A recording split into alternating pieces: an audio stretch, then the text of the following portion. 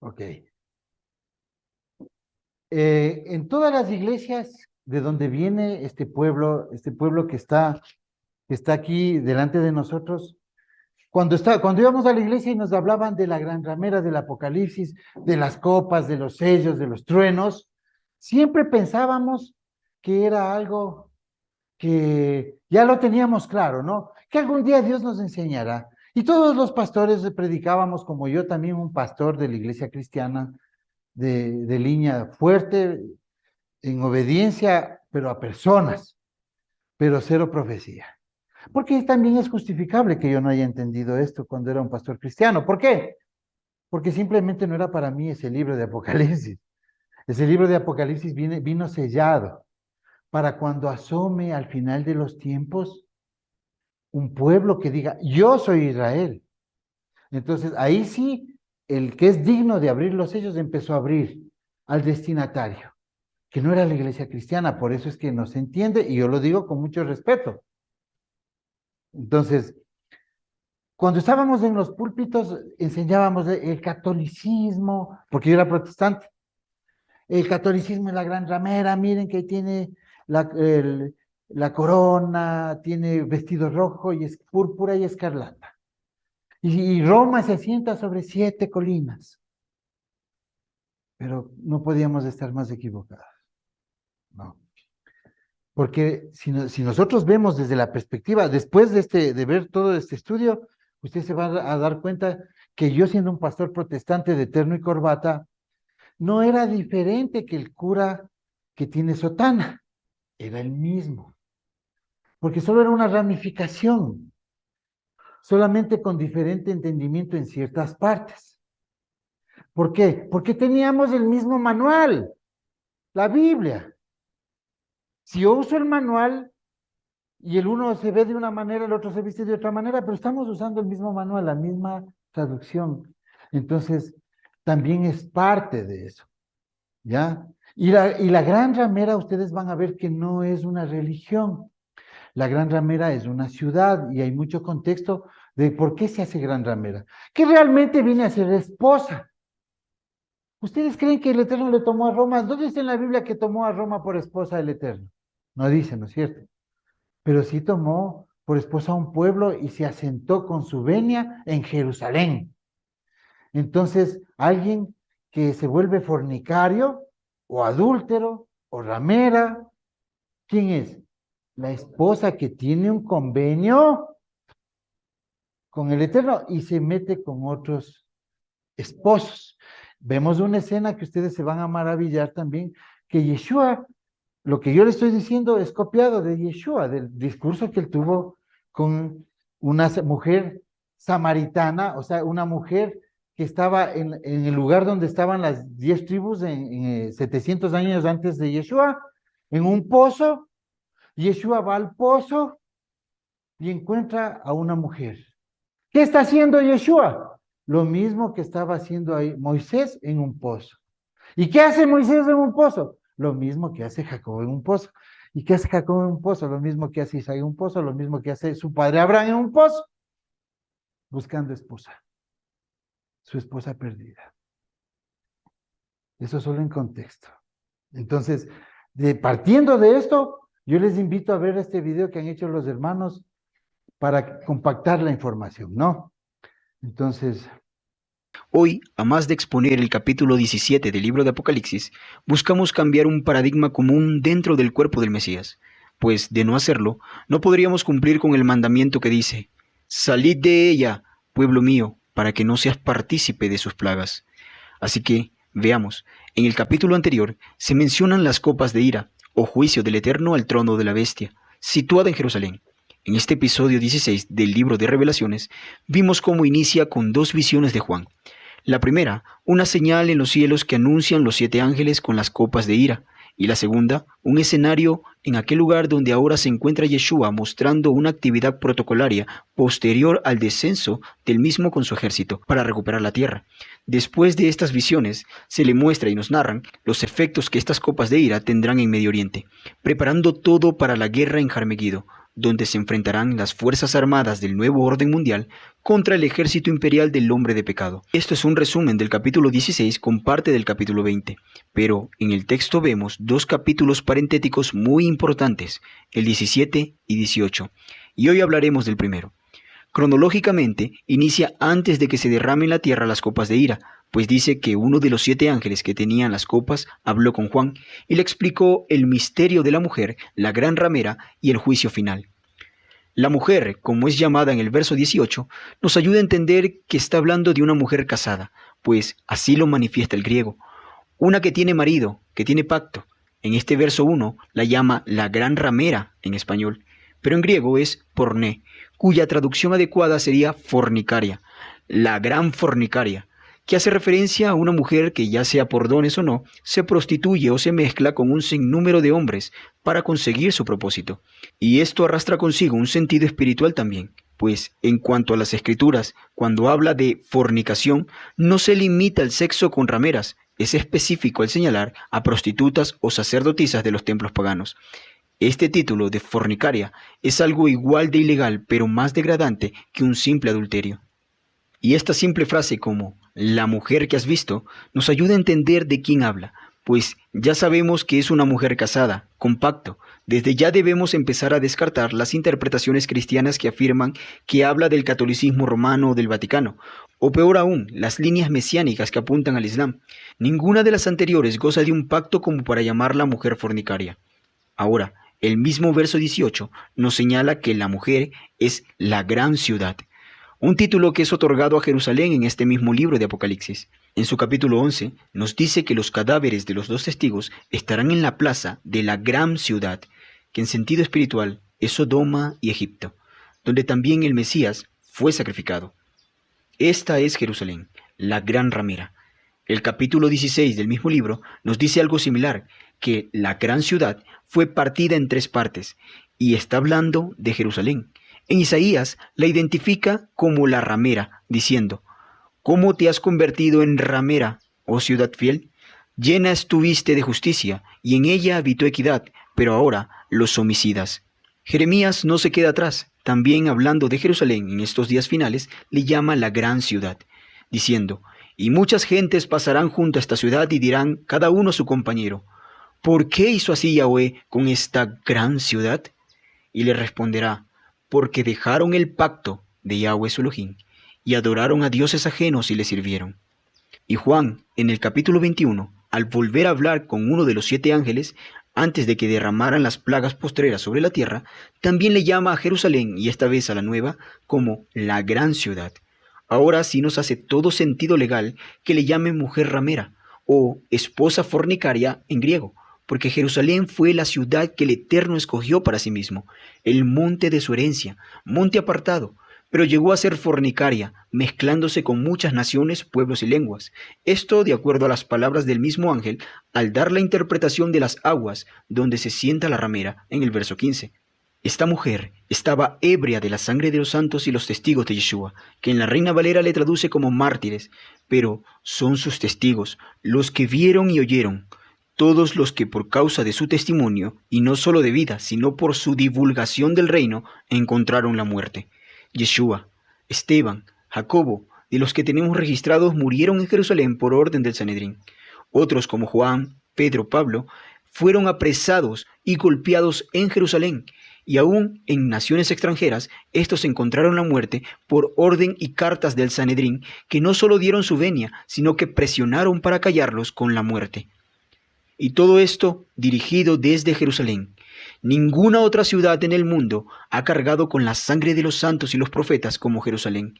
Ya lo dijo el Adón Yeshua: Jerusalén, Jerusalén, que matas a los profetas y apedreas a los que te son enviados.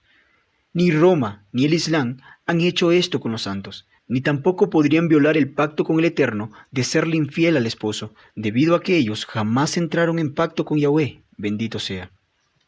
Ahora que entendemos quién es la ramera, la que más adelante llamarán Babel, el texto de los siguientes capítulos cobra sentido, pues nos dice en el verso 2 que esta mujer o ciudad ha fornicado con los reyes de la tierra, los moradores de la tierra, y se ha embriagado con el vino de su fornicación, es decir, se ha mezclado hasta más no poder.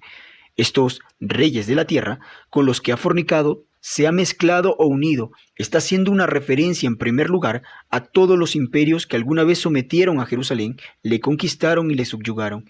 Y más adelante mencionaremos los nombres de estos imperios. Y cuando dice los moradores de la tierra, habla en un aspecto cultural, ideas, pensamientos, filosofías, calendarios, fiestas, política y más, que estos imperios dejaron impregnados en Jerusalén conforme a su paso. Y como Jerusalén es de donde sale la ley, todo Israel se vio afectado no solo en su forma de vivir, sino en cuanto a su relación con el Eterno. Que esta bestia tenía 7 cabezas y 10 cuernos. Al darnos el número de sus cabezas, nos ayudan a identificarlo claramente. Y nos lo muestran como una bestia deforme, una mezcla enteramente. En el capítulo 13 de esta profecía nos dice que esta bestia subía del gran mar, las naciones, y esta era semejante a un leopardo, pies como de oso, su boca como de león, un ser híbrido o a manera de quimera, completamente repugnante a la vista, pero mezclado. Cada una de estas cabezas han sido y serán el número de maridos, imperios o gobiernos que afectaron a Jerusalén, con todos aquellos que después de su primer marido ha fornicado. Como con la samaritana, Yeshua le dice proféticamente a Israel, 5 maridos has tenido, y el que ahora tienes no es tu marido.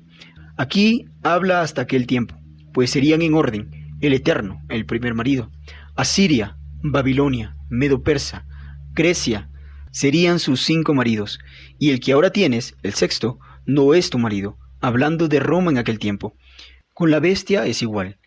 Recordemos que en primer lugar está el Eterno, quien le dio su Torá, sus leyes, puras y perfectas. Y luego de esto se deformó cuando Asiria, aunque no conquistó Jerusalén, el rey Ezequías, para conservar su reino, se ofreció como vasallo ante Sennacherib y le pagó tributos. El reino del norte desapareció, pero como está registrado en Segunda de Reyes, el territorio de Samaria conservó la Torá, pero con un sincretismo de los demás pueblos, tal como está escrito. Temían a Yahweh y honraban a sus dioses, según las costumbres de las naciones de donde habían sido trasladados. Y hasta hoy hacen como antes. Ni temen a Yahweh, ni guardan sus estatutos, ni sus ordenanzas, ni hacen según su ley. Y esto sin duda afectó a Jerusalén, pues era tributaria.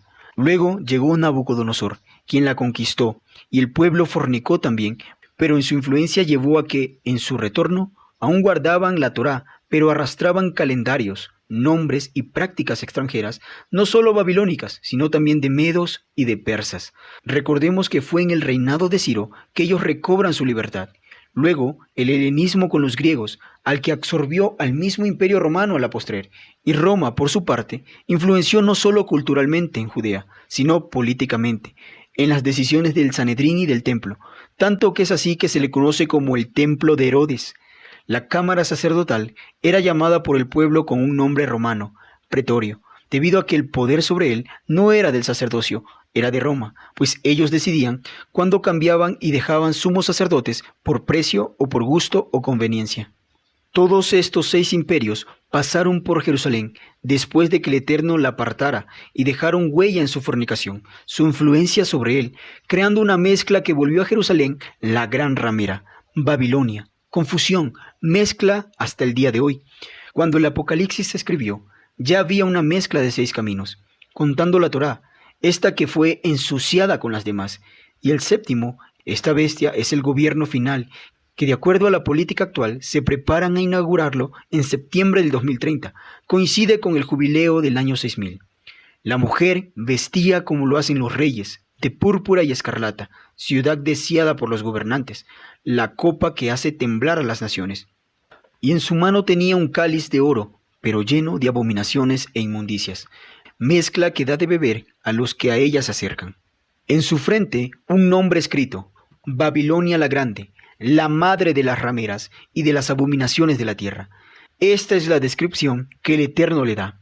Así es como hoy él ve a Jerusalén, ciudad que alberga iglesias cristianas de adoración solar, templos budistas, mezquitas musulmanas en el monte Moriah, algo completamente profano.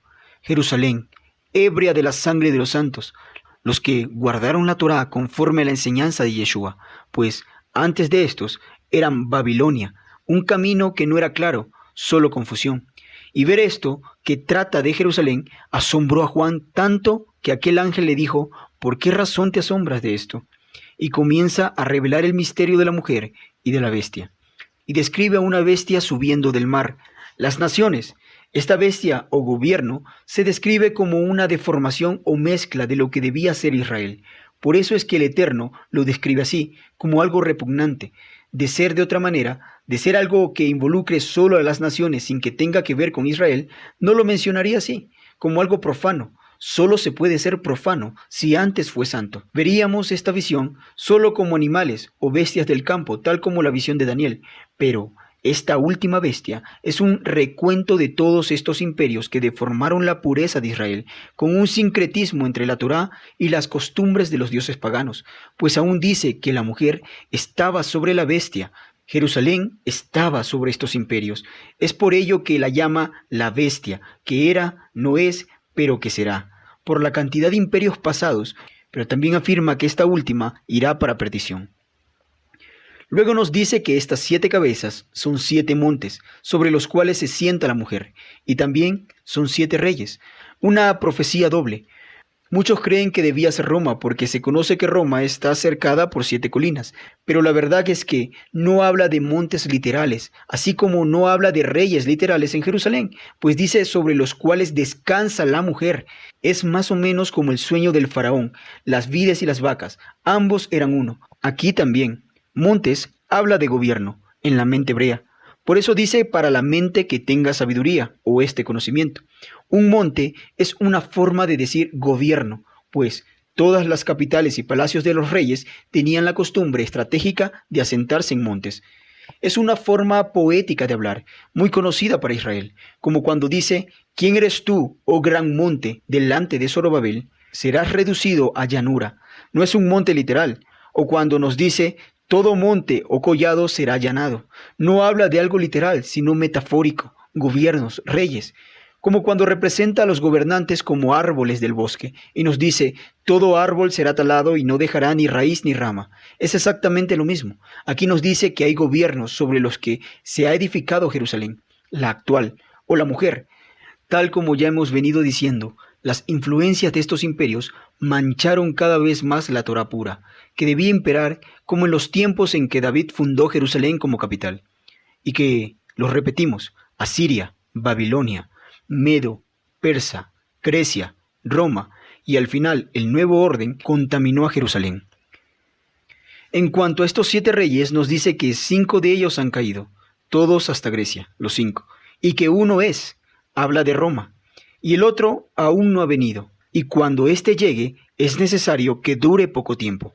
Ahora, hay algo curioso en el verso 11, pues nos dice que la bestia que era y no es también el 8, y es de entre los 7, y va para perdición. Tuvo la mala suerte de reclamar como suyo el territorio que ya ha sido otorgado a Israel por derecho de pacto en un tiempo de cumplimiento de promesas. Lo pagará muy caro, aunque él aún no lo sabe. Se podría decir que estuvo en un lugar y tiempo equivocado para armar su imperio. Él, como gran estratega, vio en Israel un punto adecuado para dirigir su imperio, una situación geográfica magnífica, convirtiendo a Israel en una base ideal para la preparación y lanzamiento en cualquier dirección de posibles operaciones, a la cual se puede acceder por una corta vía marítima, siguiendo el Mediterráneo, aérea en momentos de crisis. Es una completa rebeldía al sistema, y es por ello que el mundo entra en una guerra más, y se encuentra en Megiddo peleando el día y la hora indicada de reclamar la tierra de su heredad por mano del rey Yeshua. El mundo estará en guerra entre ellos. Solo nosotros estaremos pendientes de ver a los cielos. Ellos no sabrán que los atacó, hasta que cayó sobre aquellos destrucción repentina. Este pasaje de Apocalipsis 17 nos enseña la perspectiva del Eterno frente a Jerusalén actual, y a todo lo que ella brota, le llama abominación e inmundicia. Esta no es la Jerusalén de Yahweh, es solo una deformación, no es la virgen, es la ramera, no es la que con esperanza anunciaron los profetas, es aquella a la que con vehemencia decretaron juicio. No tomemos del anatema, para que no muramos. Basta ya de idolatrar lo que el Eterno aborrece. Escuchemos su palabra cuando dice de Sión, por boca de Isaías, apartaos, apartaos, salid de ahí, no toques la inmundicia, salid de en medio de ella, y purifíquense los que llevan los utensilios de Yahweh. Ahora nos vuelve a hacer el mismo llamado, cuando de la ramera, confusión, Babilonia la grande, Jerusalén, se nos dice: salid de ella, pueblo mío, para que no participes de sus pecados y para que no recibas de sus plagas.